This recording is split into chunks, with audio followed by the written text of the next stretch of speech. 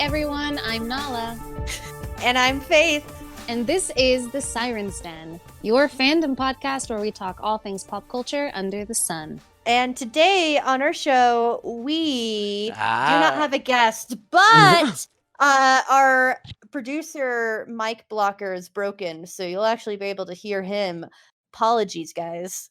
Yeah, we're gonna have to reinstall Flash. It's a whole process. We're just not gonna deal with it today. Hello, producer Ty. So let's get to the news. Up on news, the Powerpuff Girls live action show has been making a lot of headway with casting. First, that they casted Dawn Bennett as Blossom, and now we have Donald Faison as how do you say his last name? Real quick. I believe her name is Chloe Bennett. Chloe Bennett. And why did I think her name was Dawn? Well, the other one's Dove Cameron is Bubbles, I think. Oh, what? Oh man, I only know who Dove Cameron is because I used to teach middle schoolers for like 3 years. But no, yeah, Chloe Bennett is from Agents of S.H.I.E.L.D. Quake. One of my Twitter mutuals is absolutely in love with her and is super pumped about her being in this. So therefore, I'm pumped about this. I mean, you know, whatever. More Powerpuff Girls content. Let's go. Yeah. Like, if they manage to bring in the color and like keep the cuteness like they have been known to do with some of their shows and be fun about it, I think there's, you know, a lot of potential with it, especially with, you know, this casting of Donald, who plays most notably Turk from Scrubs. Yeah. And he's hilarious. And Buttercup is played by Yana Peralt. Ooh. So I'm excited, honestly. Like with this casting, it's again, there's a lot that they can do, and it'll be fun to see where they go. Yeah, honestly, because at first when they announced live action Powerpuff Girls and the premise for what they're thinking of doing with it, I was like, as we know, it's recorded on the show.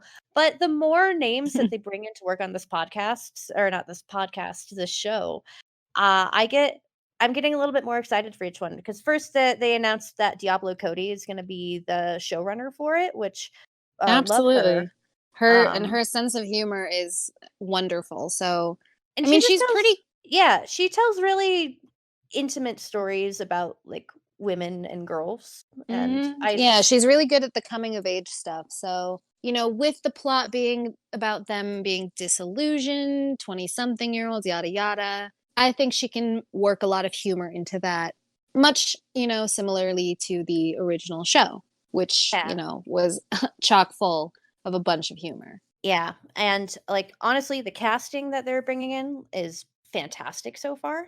So yeah, I'm becoming cautiously optimistic about Powerpuff Girls. So we'll just have to kind of wait and see. It's just called Powerpuff now. Yeah, which I'm actually fine with that. I like that as a name. Yeah. Reminds me of like Smallville, right? Like just the one quick name and get it done kind of thing. So we'll circle back around the more news comes back on the subject. But next, we've got some tragic news, would you say, Faith? Oh yeah. So Mario, brother of the Mario brothers, has tragically passed away at the age of 35. He will be missed. He leaves behind no children, a couple of girlfriends, and a older brother who has been seen celebrating throughout the plaza. Wow. I think we should call Rian Johnson because we found his next Knives Out plot. Quote from a just man who knew him really well, alias Toad. I think that this is the best thing that has ever happened to the Mushroom Kingdom. Lord. Amazing. My cat's just looking at me like, why did you do that? Never do that again. So what does this mean? Why? How did he die? Did he get eaten by a piranha plant? Did he just fall off a cliff? Yeah. Why is it game over for him? So you see, Nintendo had this whole anniversary event for Mario. They released the Mario collection that included Super Mario 64, Mario Sunshine, and Mario Galaxy. They had this awesome online player game in the spirit of Tetris 99, Mario 35, where it was just Mario to the death, and it was really fun and it was free to play. And a Royale game. Uh, Nice. and but the thing they did with it is that they made it very limited, that you can only get these things for a limited amount of time. And today was it. They're gone.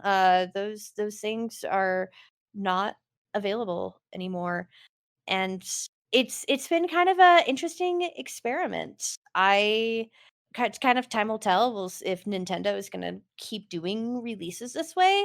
Um, Another game that also went away today on the Nintendo Store, because it's not just Mario. They actually have the original Fire Emblem. That was also something that you could download for the Switch for money, of course, until the 31st. So it kind of we're gonna have to stay tuned to see if this is a thing that happens with games, especially games like that are kind of older, like Mario Galaxy. I hate calling Mario Galaxy an older game, but because there are a lot of older Nintendo games, and that just people have been begging to come to the Switch. So, is this going to be kind of a thing that they're going to be doing, where they release older games like that for limited amounts of times before it's gone forever?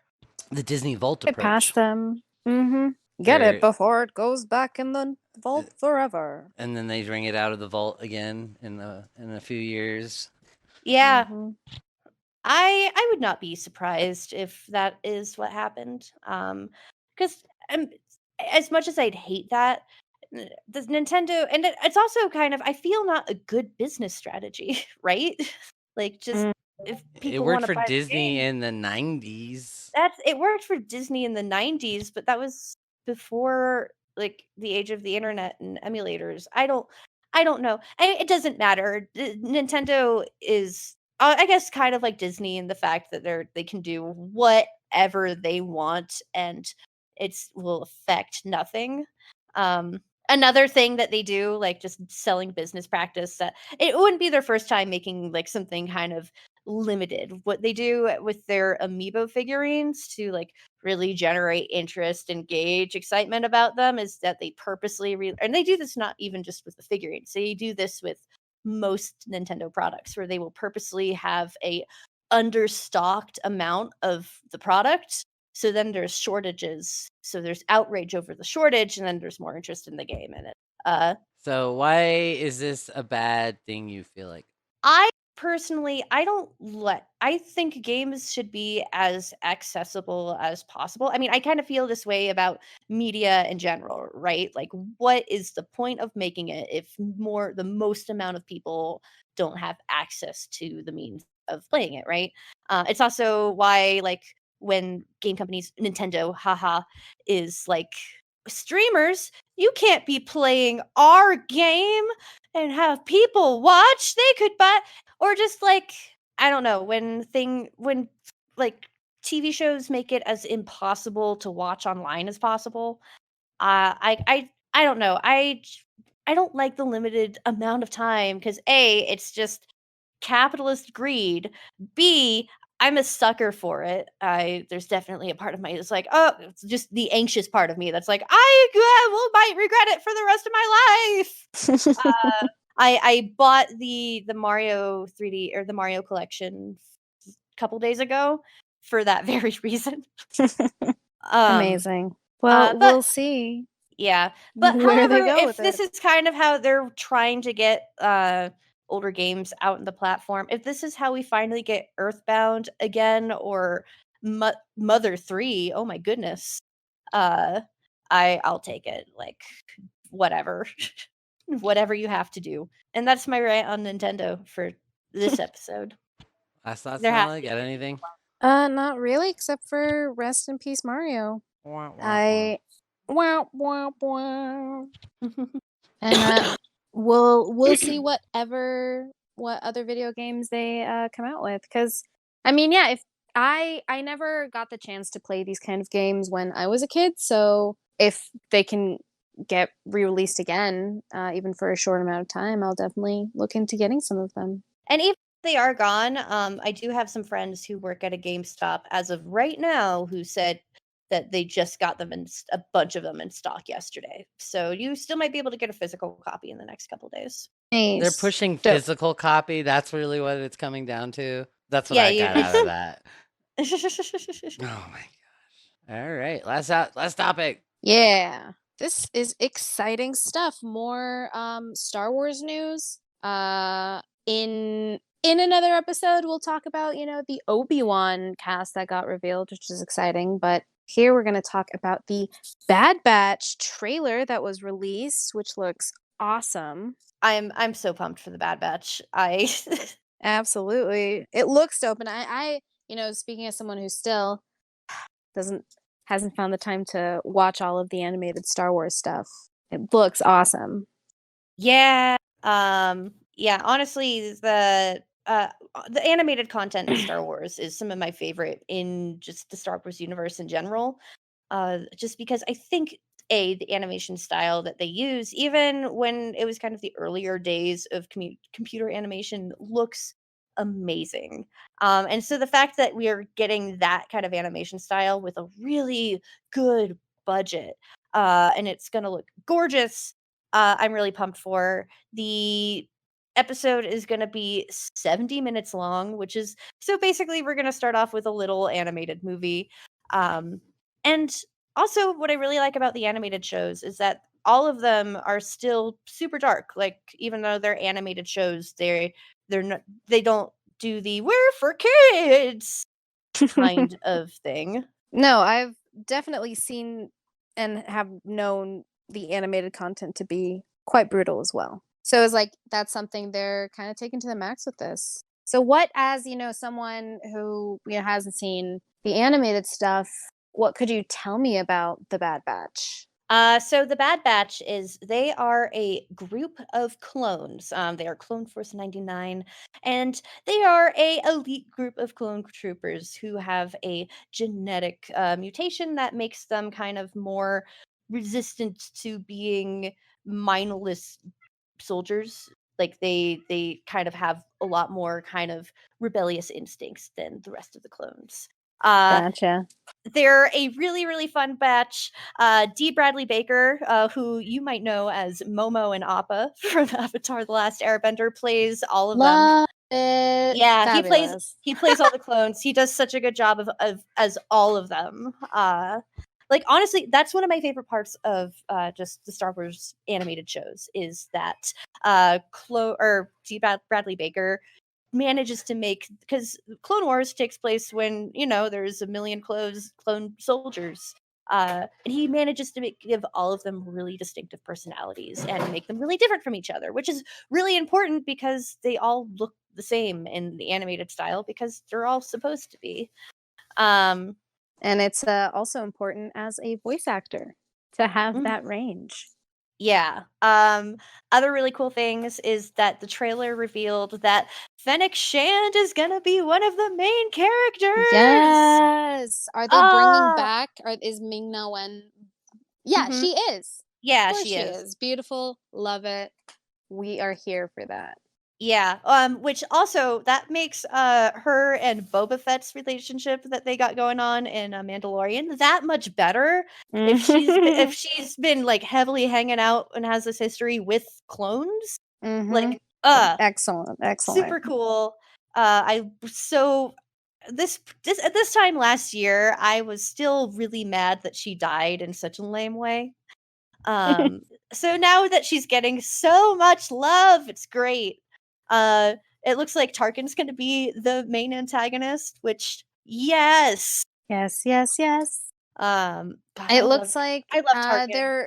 they're expanding Star Wars into kind of like that MCU, everything sort of connects type universe. And like the shows have always been really good about doing that too. Like Clone Wars is just like it sold me on the prequels a lot more.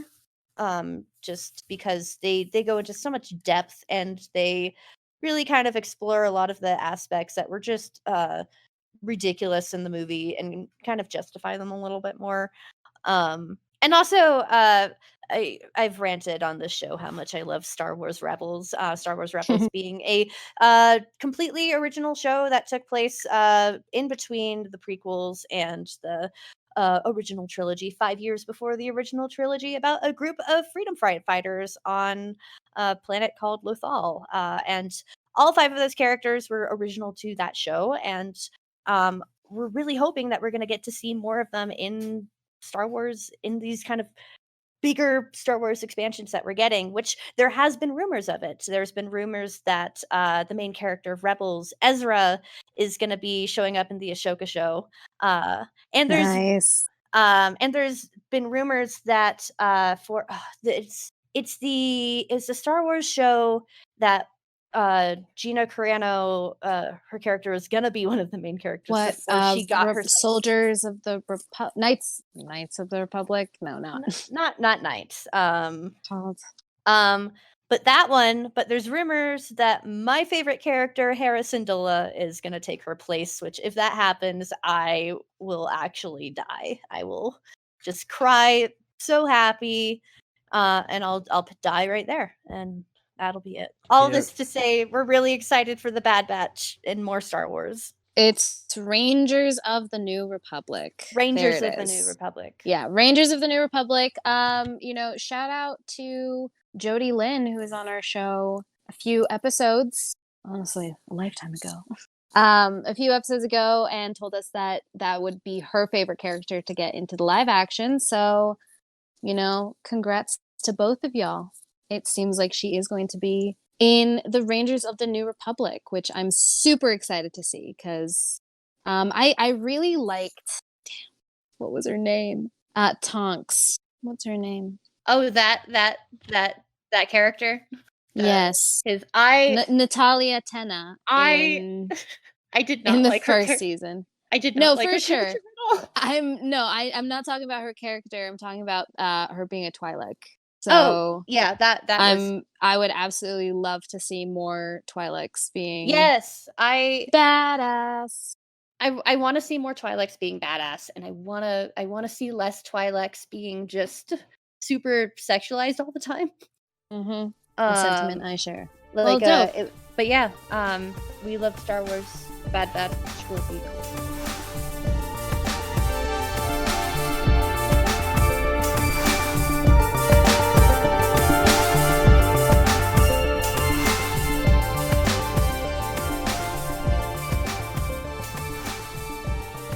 So now we're moving on to our main topic of the episode, which is the sequel, I guess, to the unfortunately Academy Award-winning film. That's my favorite thing in the world, is that the first Suicide Squad won a freaking Oscar. Which didn't it win like some like technical award? For Killer. Oh, wow. Best makeup for Killer Croc? Yeah, it won best hair and makeup for Killer Croc. For Killer Croc for some reason. I mean, it was impressive, but compared to everything else. So the trailer for the, I guess, what did you call it, Ty? The Squeeboot. The Squeeboot? The sequel reboot? Mm-hmm. The Squeeboot was fun, just like, it definitely has that James Gunn style, just blending action with that comedy. Mm-hmm. It's great. So go check out the trailer and tell us what you think, because we're going to be making a kill list, going down the new roster and trying to predict who is going to die and who's going to make it out. Because it's, it's a game at this point. Their tagline is "Don't get attached." So even though these characters look pretty dope, we probably won't be seeing a lot of them. The tagline for this movie actually makes me really optimistic for it. That they know what they're doing. Because I have more trust in James Gunn for a director in a movie like this, but also don't get attached. Don't get attached to the characters in this movie, because they're disposable and this is going to have a really high body count. But also the main the big monster villain that we see, the giant Starro. his thing is he has little starfish that get attached to your face to control you. Don't get attached to the starfish or your favorite characters.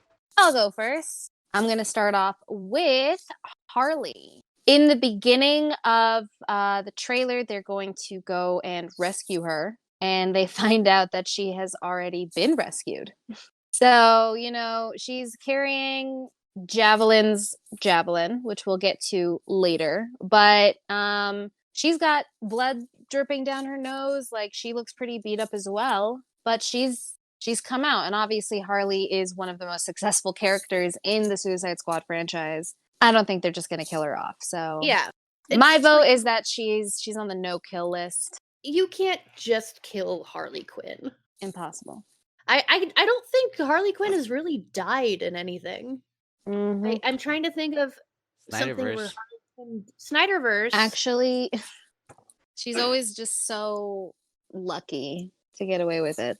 So yeah, I think, and you know, in the teaser that, you know, was shown, there is a scene with her and some guns whipping around, shooting people. So, you know, I'm excited to see that, and I'm excited, and I'm pretty sure she's going to make it to the end.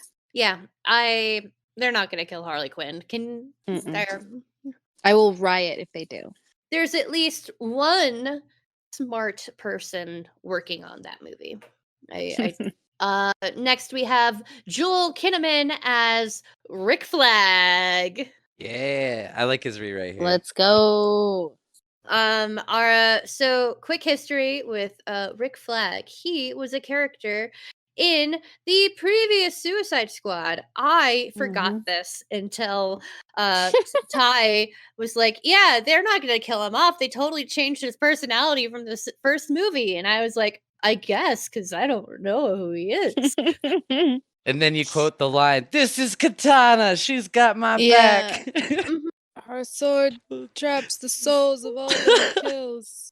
Yeah. I suggest you don't I'm very upset with the absence of Katana. I will just let that be known. Yes. Although it is the Suicide Squad, so it's like, expect your character to be expendable.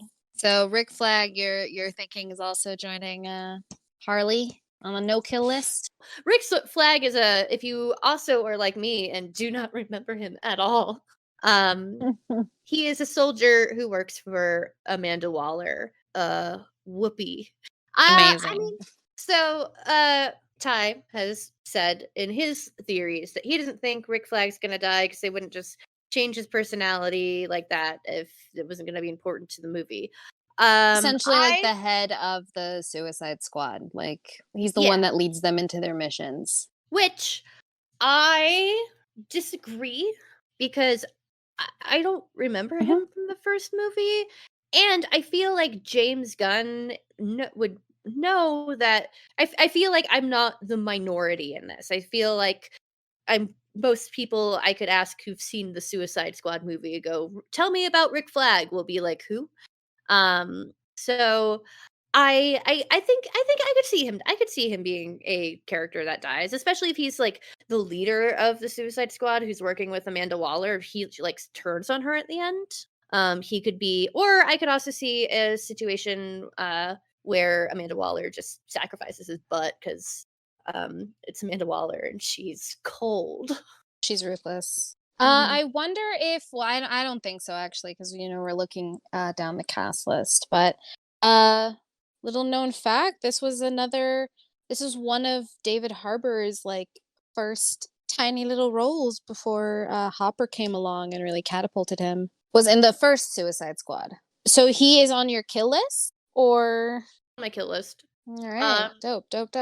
I don't know. There's something about him that feels disposable. I mean, I am gonna go on the other side and say I can see your points, and I can see him either being sacrificed or sacrificing himself. Because, you know, that was another thing about Suicide Squad, is they turned into a family, and we've already had a character sacrifice himself for the squad. Oh, yeah. So, I mean, that could happen, or he could be the one constant that, like, these are basically his children and he has to take care of all of them. He does come off as the adult when they're all interrogating. Yeah, he is. He is very much like the more reasonable one and the less morally compromised of them. But So still one of I them. but still one of them. So I'm gonna go on the no kill list for him as well. But we'll see. That's split. She said, yeah, dead. You said no dead. So, So right. moving on down with Taika Waititi, he does not have a character. I think he's So Starro. I He mean, has to be Starro, right? he said he's not Starro And Paul Bettany said that there's a surprise cameo at the end of WandaVision's. Actors lie, Nala. That, you know what? That's totally true, and he might have just taken taken a page out of Paul Bettany's book and is trolling us. That's something he would do. He's done it before. I, just want to say that I really appreciate this friendship that he has with James Gunn, because it looks like James is also involved with Thor: Love and Thunder and like looking over that script as well. So I'm excited. Maybe he's Starro, maybe he's not. I don't know if it's worth theorizing whether or not he'd live or die. Say whatever character Taika plays is I think Starro's definitely gonna die at the end of this. But if Taika Most is someone likely, else, yeah. I could also see James Gunn killing him in like some weird haha, I'm murdering my friend in a movie way. Yeah, for sure, for sure. Speaking of King Shark, Sylvester Stallone as King Shark. Whoop whoop. Or the voice of, at least. He did not do the action of King Shark. King Shark! King Shark, he's a shark. He's a big muscly shark. And I think he's gonna make it to the end, baby. Because James Gunn, as we know from just, I feel like more than one James Gunn movie, he likes his mascots. He likes his ridiculous mascots. So I think King Shark absolutely falls in that. I think he's going to be the best part of the movie. He's absolutely going to live. They can't kill the shark. And I don't think Starro will be able to control King Shark. So yeah. I think King Shark is supposed to be really smart in the comics usually. This one is not, I feel. Am I right? Am I correct? Did I just make that up? I agree. Yeah, I think he's going to make it to the end as well. Moving on down the line, we've got David Malkian as Polka Dot Man. I'm excited for this one because, obviously his name just sparks a lot of questions. Who is Polka Dot Man? He is a man with polka dots covering his costume. And each one of those dots turns into a variety of devices, which is pretty cool. I like how he takes the name, he rolls with it, he adapts. He is obviously a hilarious actor that is from the Ant-Man part of the MCU. So he can create a flying buzzsaw or a flying saucer. There's fists that he can create. He can create holes with his polka dots. Basically just like a bunch of gadgets he has easily stored. His costume's hilarious and ridiculous, and it's going to be awesome. And I think he's going to make it to the end. Yeah, I mean, in the trailer, he's like, I hope I die. He's going to live. We all know. That's just an announcement that this guy's safe. He's fine, everybody. But I think we're gonna get some deep moments with this guy as well, I suppose. Yeah. So yeah, I'm with you. I think he's gonna live. We got Idris Elba as Bloodsport. Bloodsport is a notorious criminal with the gun. Nice. Nice. Nailed it. I think Idris is gonna stick around. I think he's gonna have that kind of character who's really reluctant and I hate everybody, but slowly they're all gonna become my family, and now we're a family, and that's what I think's gonna happen. I think that's gonna be his arc. Well, I think I agree with you. I know they had contract disputes or scheduling disputes with Will Smith, so he couldn't resume his role. I think Bloodsport fits in pretty well, and he's got kind of more of a jerkier personality. So I'm with you. I think he's going to make it to the end. So going on down, we've got Michael Rooker next. He plays Savant. Savant he's a vigilante. He's an heir to a big fortune. His powers are basically a genius level intellect, hence his name. He also has like amnesia. He's a master martial artist. He's good with computer operation and he is multilinguistic. So he's basically, very, very talented rich man, but is kind of on the darker side.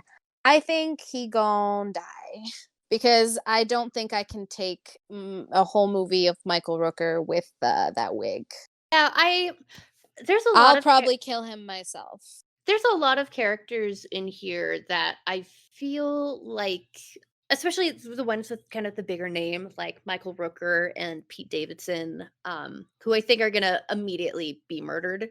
I feel like a lot of the kind of name recognizable actors just cannon fodder. It feels like a very James Gunn thing. And yeah, and especially just because I feel like his character is an easy one to do that with too, right? Like it's this very overly serious. That's just it's really easy to be like, oh yeah, no, who cares? So we're both on the dead scale. Because again, he plays one of those characters that it's like, I don't think he can continue on You with know the what I rest of just the film. realized? Yeah, no, what I just realized, he's in the tone of the old Suicide Squad movie, the way he's presented and stuff, like the old one. And he doesn't fit into this new universe. So he's definitely gonna die. Because that's the way the filmmaker tells us, we're not doing this old shit anymore. We're doing this now, Hence why Rick is fitting in. Because if he doesn't fit in, he'll die. Yeah, so Pete Davidson as Blackguard, I think he's in this movie to die. Kind of what you were saying of, it's kind of these first few characters are going to be people who fit really well in that old Suicide Squad movie, but not for the tone James Gunn is going for. And like, let's be honest, the old Suicide Squad movie Joker was just Pete Davidson. So Pete Davidson's in this movie to die. Totally what better true. way to say that that's not going to be in this movie by killing just the man who everyone kind of sees that as. Yeah, I absolutely agree. He's here to die. All right. Next up, we have Sean Gunn's character, James Gunn's brother, who does the motion capture for Rocket, once again playing a rodent character. We've got him as Weasel, who looks terrifying in this, honestly. So my vote is on him dying. He is essentially just a giant weasel. Yeah, I think King Shark what is his gonna eat name him. says. I think we can see Little King Shark. rodent. I think when we see King Shark eating a few things a couple times, I think King Shark eats Weasel. I think you can probably find King Shark eating Weasel in the trailer. that would be hilarious. Like they're gonna be in the same room, and King Shark is gonna go and that's what I think is gonna happen. Weasel's gonna go pop. Next we have the ever charming Nathan Fillion as the detachable kid. The detachable kid can remove his arms and throw them at people. I personally love his costume because it looks like really dope, like skull and crossbones type. But you realize the arms are obviously detached from the rest of the skull. So TDK is the D is also for die because I think he's dead. TDK. He's gonna TDKO. Oh, the detachable kid, the dead detachable kid. But yeah, he's gone. Again, kind of, I think the bigger names are going to be the first to go, and I think they're going to go immediately. Likewise, and it's going to be, frankly, it's going to be glorious. Like we're gonna be laughing as they die. And it comes down to, I feel like there's only so much that they can do with that power, with throw arms at people. If he kills a few on the beach, it would be pretty funny. Like he does use it in like creative ways for like 3 kills before he dies, so you'll get all. I think they're gonna stretch that joke out as long as possible, and then kill him when they have nothing else to do with it. I think that's gonna take about 20 minutes. The first part of this movie is going to be a trip. Honestly, I feel like this whole movie is actually going to be a roller coaster. All right, let's keep going down that line. We've got Jai Courtney next as Captain Boomerang. And Captain Boomerang is another alumni of the first Suicide Squad. He is a foul-mouthed Aussie with boomerangs that are sharp and that he's really good at using.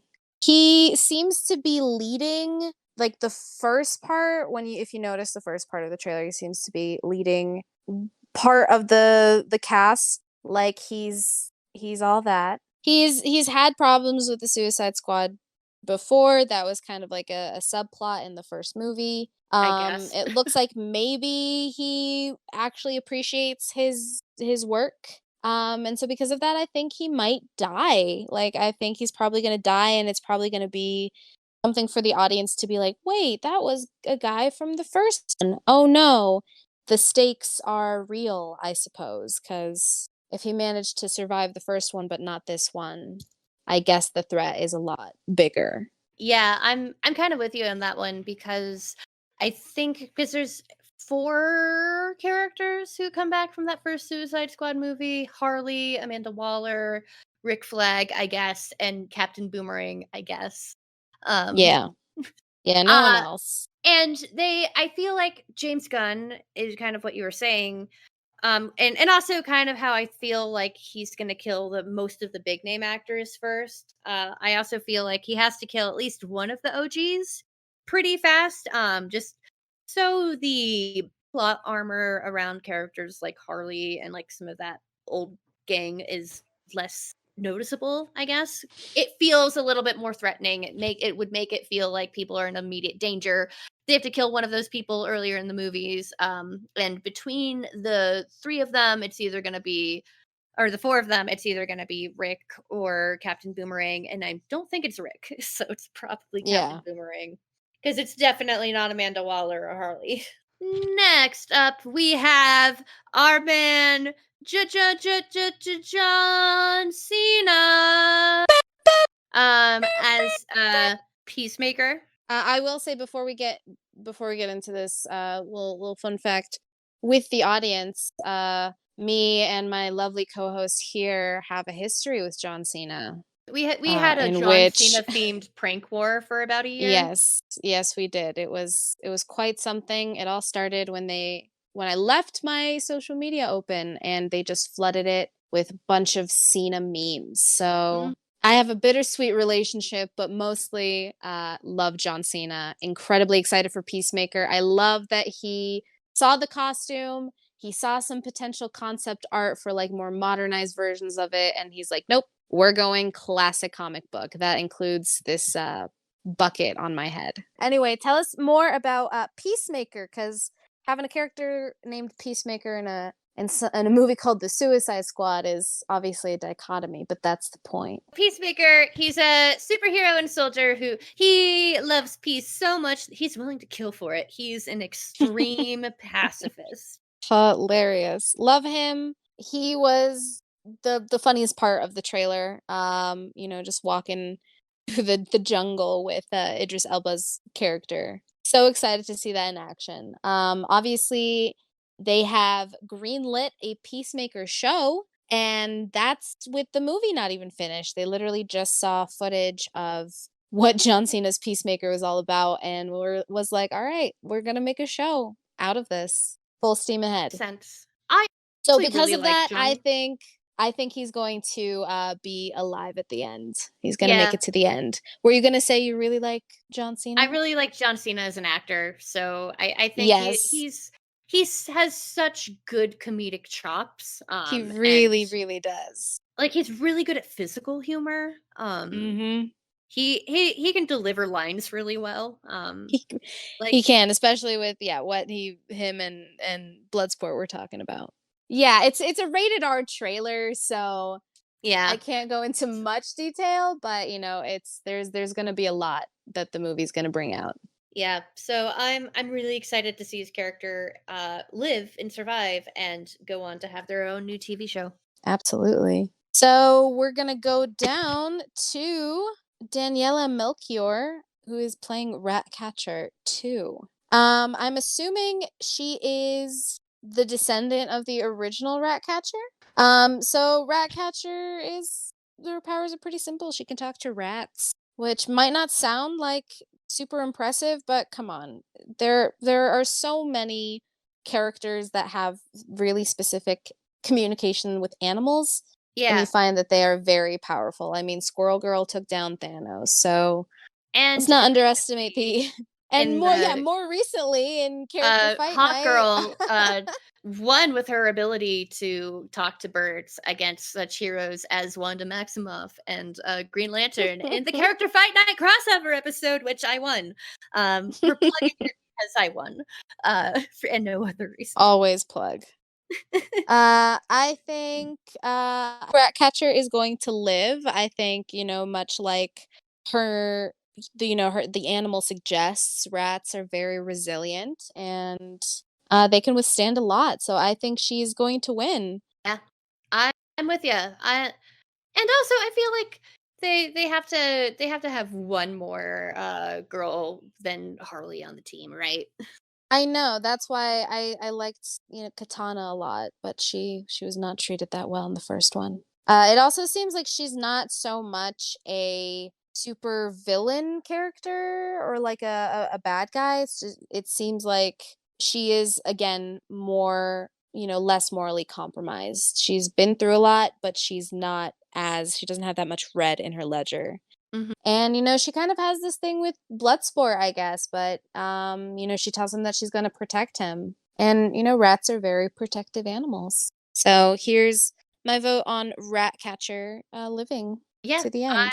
I agree with everything that you said. I think, and also it seems like because as much as James Gunn likes his really kind of mascot characters, he also likes his ordinary people with a tragic backstory characters, and Ratcatcher definitely fits in that.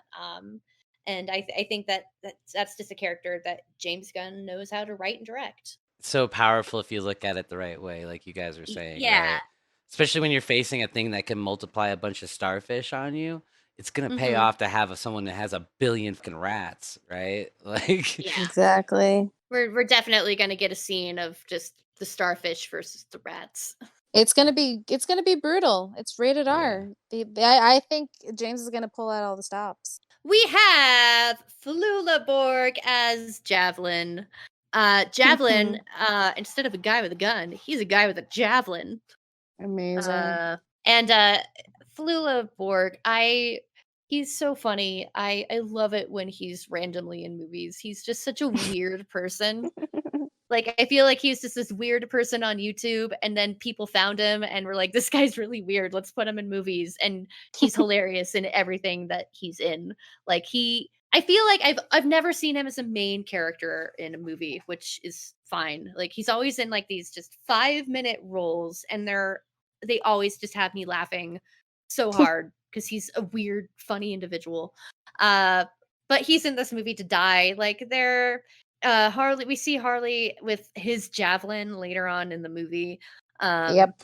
And like you don't like the Flula Borg got a call of, hey, you want to play this superhero character who will die in this ridiculous way? And Flula went, absolutely, and that's what's gonna happen. Yep, I'm with you on that. I absolutely agree. I think his costume is probably, right up there with John Cena's in terms of ridiculousness. It's very Very Flula bright and Borg tight costume. and yeah, flashy. And I don't think he's gonna last. I think it's gonna be bloodstained before we get halfway through the movie. I think he's gonna be one of the very first casualties. Not only Oh do I think no, he's gonna die, poor I think he's gonna Flula. be one of the first. Oh, he probably would be. He has that kind of face that would be the first to die. Second to last, we've got Mei Ling Ing as Mongol. She is essentially a buff alien. Which we love. And yeah, we love. She's giving me, Starfire vibes with her costume and her skin, but I also feel like she's not gonna survive. Yeah, unfortunately. Poor. But I think we're gonna get some dope fighting from her before she dies, at least. Yeah, no, I'm with you. I don't think I think she's kind of in that group that's not gonna make it. I really hope we get to see her be cool though, because I really like her design and also buff alien lady. Who doesn't love it? Who doesn't love a buff alien lady?